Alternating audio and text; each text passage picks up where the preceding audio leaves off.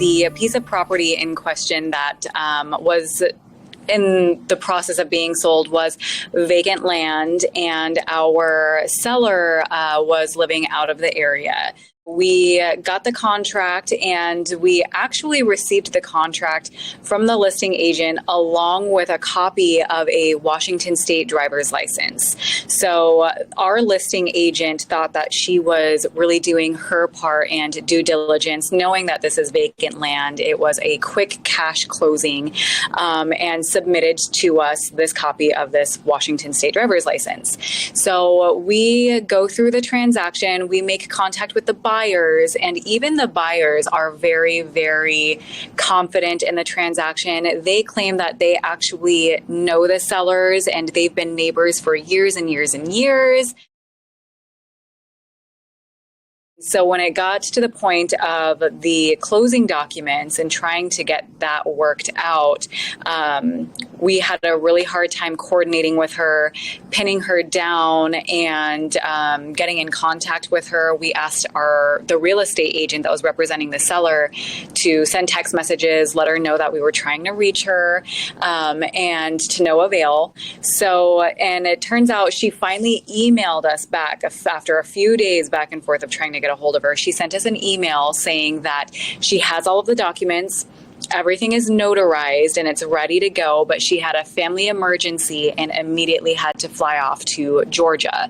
But she has the documents with her in Georgia, and she was going to be UPSing them back to us from there. And at this point, we're all very, concerned and empathetic. I hope your family's okay whenever you're able to get those documents back. And this seller, up till this point, had been very, very active with us, very active on emails, very active with calling us with questions about the property and the transaction. They had questions about a drain field easement. So knowledgeable enough about things like that where we were not suspecting whatsoever. Back, we start having the conversation about sale proceeds, and she did ask that we send her sale proceeds by form of a wire transfer. So we had the conversation about CertifID, and I sent her the link, and she came back as failed almost immediately.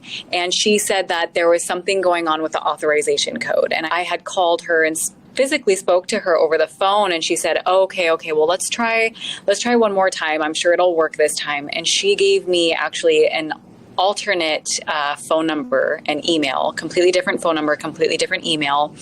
And that kind of set me on alert, because I'm sure most of us probably have a few different emails that we can use, but I don't know a lot of people that have multiple different cell phone numbers. Of course, at this point, we're well aware that this is a full-fledged impersonation, and that our seller is not actually our seller.